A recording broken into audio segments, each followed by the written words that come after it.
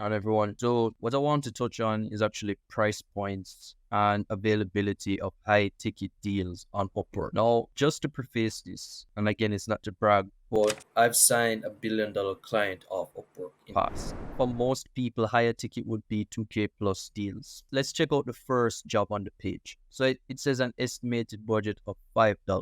Now, more often than not, the budgets that they have, whether it be fixed or hourly, have no direct correlation to how much the prospect is. Now, these prospects have literally no idea how much the service that they want actually costs. They might have a rough idea. They might have heard from a friend or an associate in the past of how much they paid, but they don't know for sure how much it costs, especially if your service is of higher quality, right? You're not white labeling everything. You're doing it directly based on experience and you have results. You have a proven track record. So this is what I really want to touch on. Now, most of you don't apply to these jobs because you see a low estimated budget or fixed rate or hourly rate, whatever it is that it may be. You don't apply to these stuff just because you think that the prospect can't pay, when in reality, they'd be willing to invest 10K plus on whatever it is that they're trying to solve. Now, this is something that you guys need to remember. You're the solution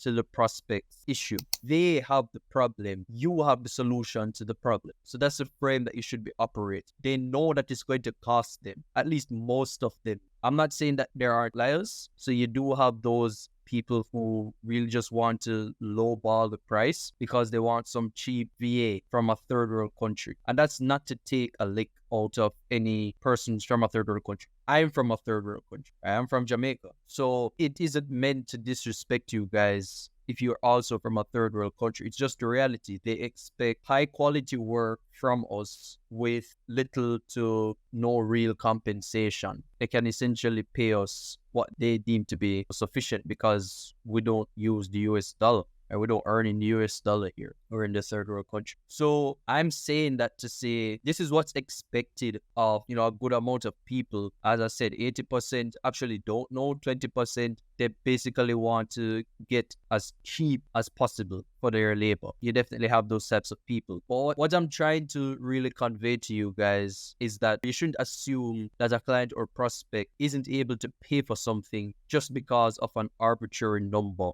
on the screen. If you even look here, they don't even, for the second job, LinkedIn profile expert, they don't even have a proposed budget for it. And these are jobs that I actually like the most because I've spoken with prospects that have a job description looking like this and no estimated budget, no fixed budget, no hourly budget, nothing like. All they had was the estimated time and how exactly they wanted to structure it, so whether it be hourly or fixed. And those have actually been some of my highest deals. And when I asked them, it's just because they had no idea how much the service that they wanted actually would cost. And it's the same thing for that billionaire client that I said. I ended up signing them for $2,500 per month, and they had no budget there, or I think it was like a $5 or $10 budget, and they had no idea. They came onto my profile after they saw my cover letter, and they reached out. They filled out the form that I have on my calendar. I'll get to that in a bit, and that's how we got to start working together. They just liked what I did. They saw some of my previous work.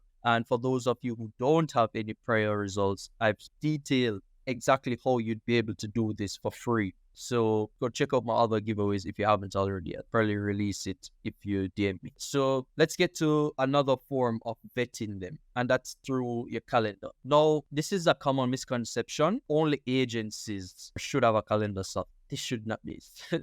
I'm pretty sure Calendly is free, and the one that I use, Acuity Scheduling, that's a Squarespace product, is actually for $15 per month or something like that. That's negligible in terms of cost. So what I actually do is I use these calendar softwares and I send them over to my prospects after I get a response from them. We're in dialogue for a bit. When they go on to schedule a time, it actually has questions to vet them, see if they're qualified. One of the questions on that form actually asks them how much they're willing to invest, what's their budget like, what's their revenue like. And then based on that, that's how you know whether or not you can get a high ticket deal from. Because you have to remember that Upwork prospects are already warm. So it's not like you're DMing them cold on Twitter or you're sending cold emails, they willingly responded to you. They're interested in what you're doing. So the fact that they've done that and they've booked a call and, based on the questions that you've asked them, if they've answered them and they're qualified,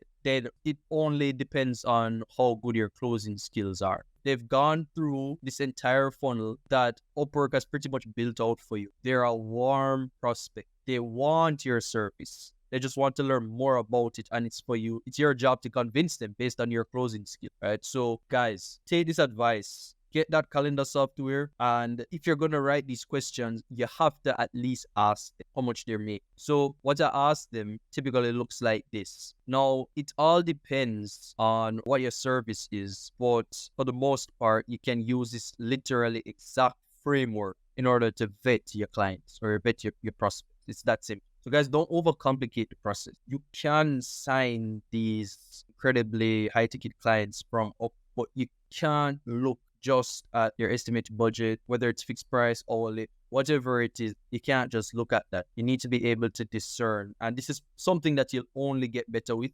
experience, as well as moving around, playing around with some settings on Upwork as well, to find your ICP and be able to readily identify them, even just based on how they interact with you in your messages. If you guys have any questions or concerns, or if you want me to do more of these types of videos where I'm basically explaining what exactly I do in my vetting process, then you can just let me know, and I'll see you in the next one. Take care, guys. Peace.